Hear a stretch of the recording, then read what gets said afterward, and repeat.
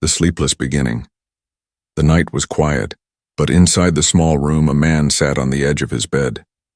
His name was Daniel, and his eyes were red, wide open, and filled with fear. He had not slept for 3 days. His hands shook as he held a cup of cold coffee. The room smelled of old sweat and bitter caffeine. Every second that passed, he felt his body begging him to close his eyes. But he did not dare. Daniel was not afraid of the dark. He was not afraid of nightmares. He was afraid of something far worse, something waiting for him when he slept. On the table near him lay a notebook. Its pages were filled with messy writing, short lines, broken thoughts. They wait when I close my eyes. Not dreams. Real. If I sleep, they touch me. He rubbed his face and stared at the window. The city outside was silent, but the silence did not comfort him. It felt like the silence before a storm. His heart jumped when the clock ticked louder than before. Maybe it was only in his mind. Maybe the lack of sleep was making him hear things. But Daniel knew the truth. He was not crazy. On the first night, he had thought it was only a nightmare. He had been lying in bed when a strange whisper called his name. The dream had pulled him into a place of shadows.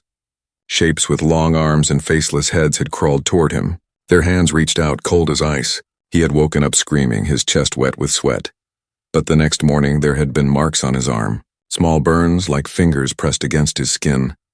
The second night was worse. He had tried to stay awake, but his body had forced him to close his eyes. He found himself standing in a dark corridor.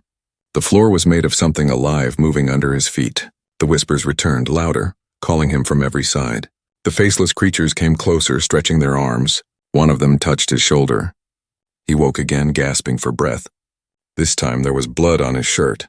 That was when he understood. These were not just dreams. They were real. Now on the third night, Daniel was at the edge of his strength. His head felt heavy, his vision blurred. Every time he blinked, shadows danced in the corner of the room. His mind screamed for rest, but his soul screamed louder. Do not sleep. The clock ticked past midnight. He stood up and paced the room. He slapped his face, drank more coffee, and even poured cold water over his head. But nothing worked. His body was breaking down, then he heard it, a whisper. Not from his memory, not from his head, but from the room itself. Daniel. His skin froze. He turned quickly, but the room was empty. The whisper was soft, slow, almost gentle. But Daniel knew it was them. The Watchers. The Hunters. The things that waited for him in sleep had found a way to enter his waking world. No, he muttered, his voice shaking. Not yet. I won't let you in. He grabbed the notebook and started writing again. His words scratched across the page. They are here. Even when I am awake, his eyes burned. His hand shook so badly that the letters bent into strange shapes. Suddenly, the lamp on the table flickered. Once. Twice. Then the light went out. Darkness filled the room. Daniel's heart hammered. He tried to breathe, but the air felt heavy. The shadows in the corners grew thicker, darker, stretching toward him like smoke. He backed against the wall, holding the notebook like a shield. Stay away, he whispered. The shadows did not listen. They moved closer, crawling across the ceiling and down the walls. His breath came fast and sweat rolled down his neck. He wanted to scream, but his throat was dry. And then, in the middle of the blackness, 2 pale hands appeared. Thin, long fingers pressed against the floor, pulling a shape out of the dark. A faceless head rose slowly. Daniel squeezed his eyes shut. His heart pounded like a drum. For a moment he thought he had slipped into sleep without knowing. For a moment he thought he was already in their world. But when he opened his eyes again, the room was empty. The lamp flickered back to life. The shadows were gone. Daniel fell to his knees, shaking. Tears burned his eyes. He whispered to himself, I can't do this. I can't keep fighting. But deep inside he knew the truth. He had no choice. If he slept, they would come. If he closed his eyes for even a moment, they would drag him into the dark. He looked at the notebook again. The words clear in the weak light. Don't let me sleep. And as he stared at the page, he felt his eyelids grow heavy. The night was far from over, and Daniel knew. This was only the beginning. Daniel sat on the floor with his notebook still in his hand. His eyes were heavy and his chest rose and fell with sharp, shallow breaths. The lamp glowed weakly, as if it too was losing the fight against the darkness. He had promised himself he would not sleep. He had promised he would stay awake no matter what. But his body did not care about promises. It was weak, shaking, and begging for rest. His head dropped forward, and before he realized it, his eyes closed. It felt like falling into a deep hole. 1 second he was in his room. The next he was standing in a place he had never seen before. The ground under his feet was not solid. It pulsed like living skin, soft and wet. The air smelled like rot and smoke. Black mist curled around him, whispering as it moved. He could not see the sky. Above him stretched a roof of shadows, thick and alive. Daniel's heart pounded. "No," he whispered, his voice breaking. "Not here again." And then he heard it, a sound like breathing, slow, heavy, hungry. The mist shifted and shapes began to form within it. Long arms, thin, sharp fingers, bodies without faces, dozens of them, sliding out of the dark like spiders crawling from their nests. They did not speak, but their whispers filled his head. "Daniel, we found you. You cannot hide." He stepped back, but the ground squirmed under him. It was alive, reacting to his fear. His legs shook as he tried to run, but the mist thickened, wrapping around his ankles. The shadows moved faster now, closing in. One of the creatures reached for him. Its hand was pale and stretched, its fingers longer than knives. Daniel shouted and tore his leg free. He stumbled and fell, his hand sinking into the pulsing floor. The texture was soft, like flesh, and it writhed under his touch. He wanted to scream, but his throat closed with terror. The first creature lunged, its faceless head bent low, almost touching his face. Daniel felt a rush of cold sweep through his chest. He could not breathe. His arms froze as if the air itself had become chains. The creature's hand pressed against his shoulder. The touch burned like fire and ice at the same time. He felt it sink not only into his skin but deeper into his bones, into his mind. Pain exploded inside him. His vision went white. His body shook violently, and then he woke. Daniel's eyes flew open. He was back in his room, lying on the floor. His chest heaved as he sucked in air, his whole body drenched in sweat. For a moment he thought it had all been a nightmare. But then he looked at his shoulder. The skin was blackened, burned, with the shape of long, bony fingers scorched into it. The mark was real. Daniel crawled to the mirror, shaking. He pulled down his shirt and stared. The outline of the hand was clear, red and blistered against his skin. He touched it and gasped in pain. His hand shook so hard he dropped the shirt back into place. "It's real," he whispered. His voice cracked. "It's real." The lamp flickered again and his eyes darted to the corners of the room. Nothing moved, but he felt them there, just beyond the light, waiting. He grabbed his notebook and wrote with shaking hands. "They touched me. The mark is real. Dreams are not dreams. They are doors. Every time I sleep, they get closer." The clock ticked loudly, mocking him. The night stretched on without mercy. His eyelids burned with exhaustion. He slapped his face. He stood and poured another cup of coffee, but his stomach turned and he threw it up almost immediately. His body was rejecting the fight. He could not win against sleep forever. Daniel sat back against the wall, clutching his notebook like a weapon. His mind raced. What if next time they did not only touch him? What if next time they pulled him all the way in? He thought about the faceless creature pressing its hand into his shoulder, the cold spreading through his chest. He thought about the whispers promising he could not escape. A chill ran down his spine. He felt like prey being hunted, and the hunters were patient. They had all the time in the world. Daniel rubbed his tired eyes. His body was broken, but his mind clung to one thought: stay awake. Yet as he sat there, the shadows in the room stretched longer. They seemed to breathe with him, to move with him. His head dipped again, his body betraying him. And in the half-second between waking and sleep, he heard it. The whisper, soft and cruel, sliding into his ear. "Next time, Daniel, you will not wake." His eyes shot open. The room was empty. The lamp glowed steady again. But his heart hammered with terror. He knew they were right. The first attack had come. The next would be worse, and Daniel had no idea how long he could keep fighting. Daniel sat at his desk, his burned shoulder wrapped in a strip of cloth. The pain was sharp, but the fear inside him was sharper. He stared at the notebook lying open in front of him. The last words he had written looked like they belonged to a madman. "Dreams are doors. They touched me. The mark is real." His hand shook as he held the pen. His eyelids kept trying to close, but each time he snapped them open again. The memory of the faceless hand on his shoulder still burned in his mind. But tonight something new happened. When he blinked, even for a second, he saw flashes of images, faces, voices, a place that wasn't his room. At first he thought it was only exhaustion. But the images grew sharper, clearer.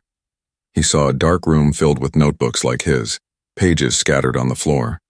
He saw words written in shaky hands. Don't close your eyes. They are real. They feed on sleep.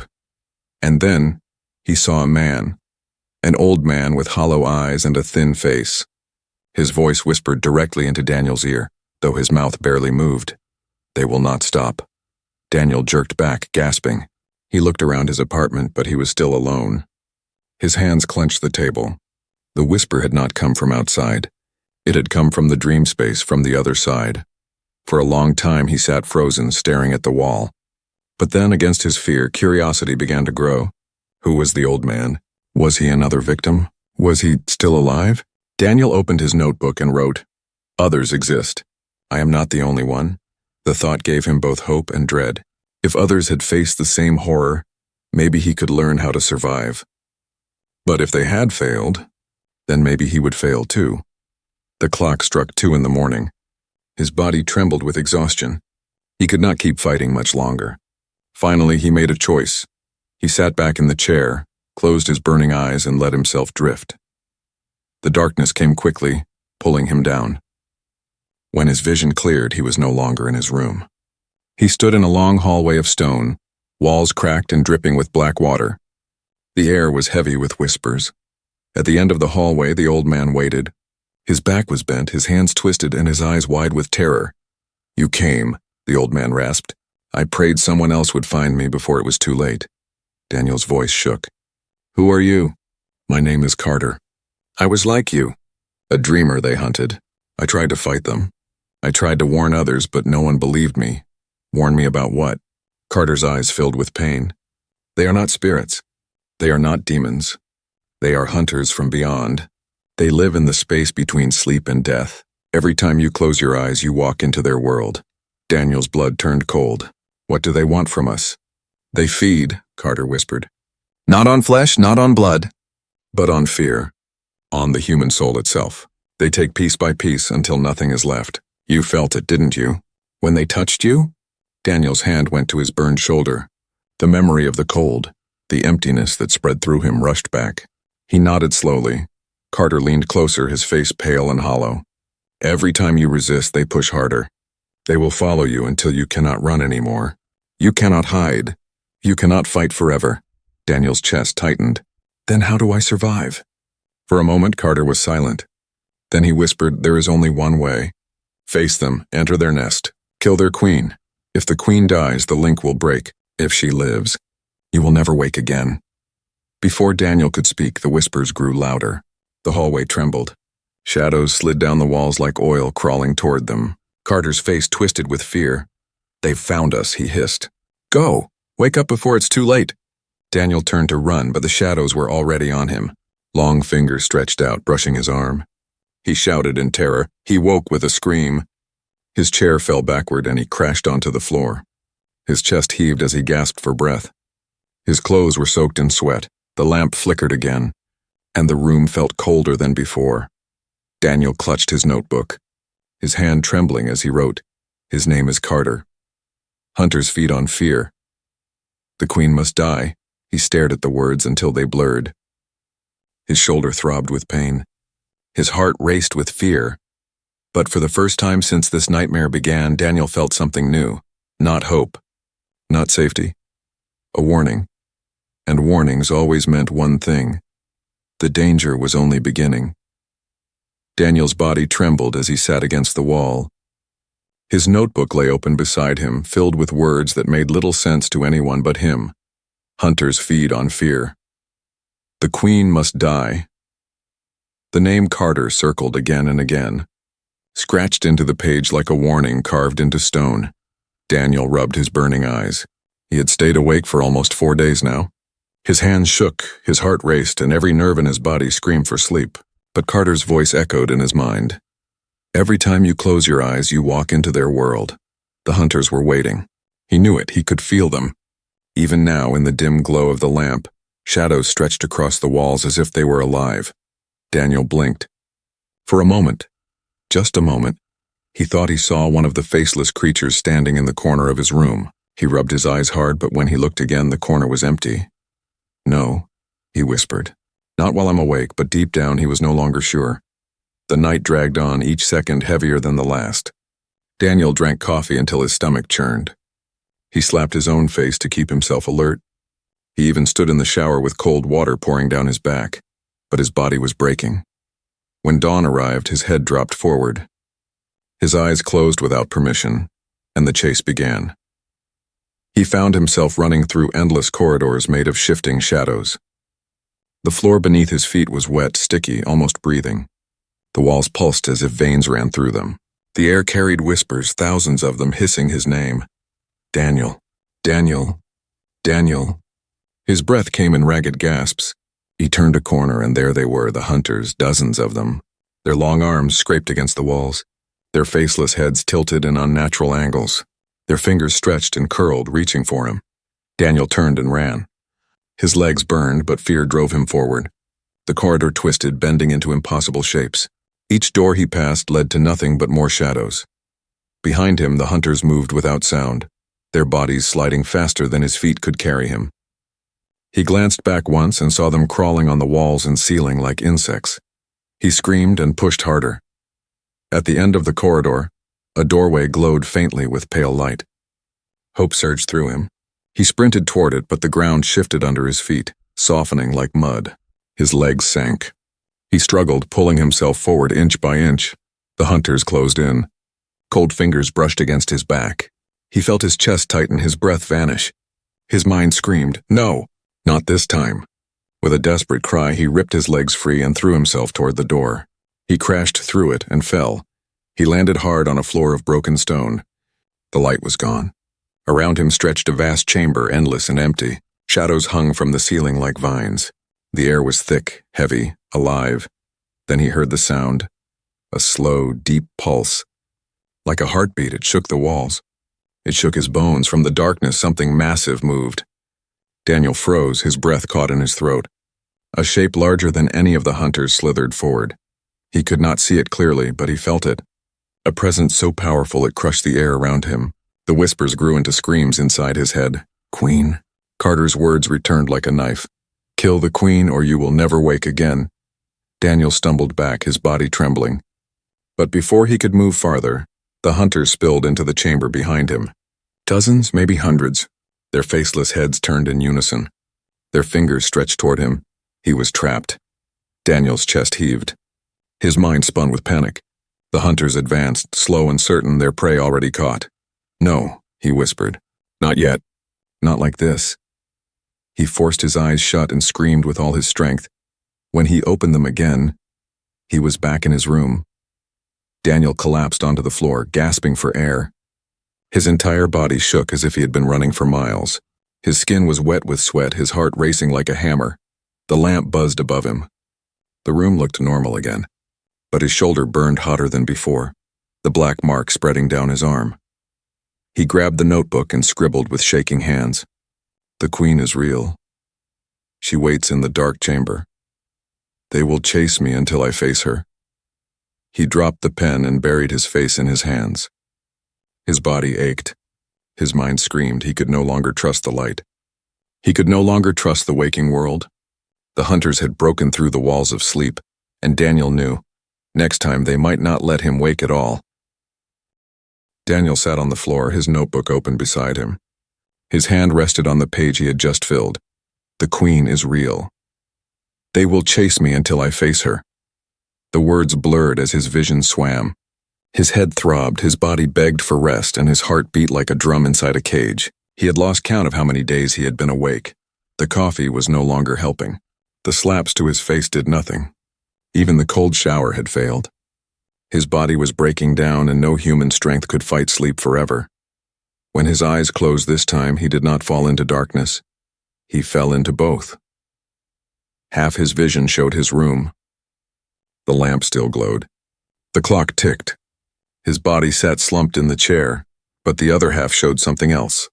A prison. Dark walls of pulsing flesh stretched around him. The floor writhed beneath his feet like worms. Chains hung from the ceiling, but they did not hold metal. They held people, humans.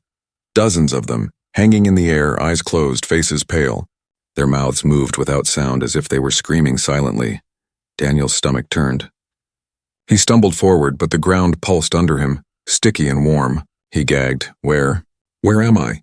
A whisper answered, not from outside, but inside his head. Between. Daniel spun around. No one was there. Only shadows crawling along the walls. The voice came again, slow and heavy. Not awake. Not asleep between. His breath shook. The hunters had found a new way to trap him. He was in both worlds at once, caught like an insect in a web. From the chains above, one of the humans opened his eyes. They were bloodshot, wild. His lips trembled as he forced out words. Run! Before they see you. Daniel's heart stopped. Who are you? The man's voice cracked. A prisoner, like you. We are all prisoners. His body shook in the chains as if invisible hands clawed at him. Don't let them take your mind. If you lose your mind, you stay here forever. Daniel's skin crawled. He stepped back, but the whisper in his head grew louder. Stay. Join us. Never wake again. The shadows on the walls thickened, sliding down like black liquid. They stretched into long arms, pale fingers reaching. The chained prisoners screamed without sound, their mouths open wide in terror. Daniel turned and ran. His feet sank into the pulsing ground. His body felt slow, heavy, as if the air itself was holding him down. The shadows chased him, sliding across walls and ceiling. Their whispers stabbed his mind like knives. Don't fight. We are forever. You cannot leave. He stumbled through a narrow passage that twisted like the inside of a throat. At the end, he saw a faint light, white, clean, not like the sick glow of the prison. His chest filled with hope. He sprinted toward it, but as he reached out, a pale hand shot from the wall. Long fingers wrapped around his wrist, ice cold and burning at the same time. Daniel screamed and tried to pull free, but the grip tightened. His veins felt frozen. His body shook violently. The hand dragged him backward into the dark. When he opened his eyes again, he was lying on the floor of his room. The lamp flickered above him. His shoulder burned with fresh pain. He pulled back his sleeve and froze. The black mark had grown. It no longer looked like a handprint. It looked like roots spreading under his skin, crawling up his arm. No, he whispered. His voice cracked. They're pulling me in. He grabbed his notebook with trembling hands and wrote, Prison between worlds. Humans trapped. Their minds stolen. The mark is growing. I am becoming one of them. His chest tightened. Tears filled his eyes, but he forced them back. He could not break. Not yet. The room felt colder now. The shadows in the corners seemed thicker, as if watching him. He heard faint whispers in the air, but this time they did not vanish. They spoke clearly. Daniel, you are ours. His heart pounded. He covered his ears, but the voices stayed inside his head. He slammed his notebook shut and pressed his forehead against it. No, he whispered. I will fight. I will face her. But deep inside, a darker truth pressed against his soul. He was not just running from the hunters anymore. He was being dragged piece by piece into their world. And if the roots on his arm kept spreading, soon he might never leave. Daniel sat in the dim light of his apartment, his body trembling, his mind fraying. His arm burned with pain. The black roots spreading from the handprint now crawled across his chest like veins of poison. Every heartbeat pushed them farther. He knew what it meant. He was losing himself. Soon the hunters would not need to chase him. He would become one of them. The notebook lay open on the table. His last words stared back at him. The queen must die. Daniel swallowed hard. He thought of Carter, the old man who had warned him. He thought of the prisoners hanging in the dream prison, their silent screams echoing in his ears. If he did nothing, he would join them. Forever. His body was weak, his spirit broken, but somewhere inside a fire still burned. I can't run anymore, he whispered. I have to face her. He stood and looked around the room. On the floor lay a heavy wrench, rusted but solid. He grabbed it, his knuckles white. It was ridiculous. What good was a piece of metal against creatures from another world? But it gave him something to hold, something to believe in. He stared at the lamp above him. Its light flickered, shadows stretching longer on the walls. The hunters were close. They were always close. Daniel lowered himself to the floor, holding the wrench tight in one hand, the notebook pressed against his chest with the other. "Come for me," he whispered. "I'm ready." And he closed his eyes. The darkness swallowed him instantly. He stood in the endless chamber again, the one with walls that pulsed like flesh and air that tasted of rot. The whispers filled his ears louder than ever. This time he did not run. From the far end of the chamber the hunters appeared. Dozens of them crawling along the floor, the walls, the ceiling. Their faceless heads tilted in unison, their long fingers curling hungrily. But Daniel's eyes were not on them. They were on the center of the chamber. There, rising from the floor like a mountain of flesh, was the queen. Her body was vast, twisted, alive with black veins. Her faceless head towered above, smooth and pale, her arms long and endless. The heartbeat he had heard before shook the entire chamber. It came from her. Each pulse made the shadows writhe. Daniel's chest tightened with terror, but he gripped the wrench tighter. His voice shook, but he forced the words out. "I'm not yours." The queen moved. Her head tilted slowly, impossibly, as if she was studying him. Then her voice poured into his mind, heavy and cruel. "You already belong to us, Daniel. The mark is proof. You are ours." Pain flared in his chest. The black roots spread farther, wrapping around his ribs. Daniel screamed, but forced himself forward. His feet sank into the pulsing ground, but he kept moving. Step by step, the hunters closed in behind him, their whispers sharp as knives. "Give in. Fall asleep forever. Be one of us." Daniel swung the wrench wildly, striking one of the hunters. To his shock, it worked. The creature shrieked without sound and crumbled into smoke. His heart leapt. "I can fight you," he roared. The queen's voice thundered through his skull. "You cannot kill what is eternal." But Daniel kept moving, driven by rage and fear.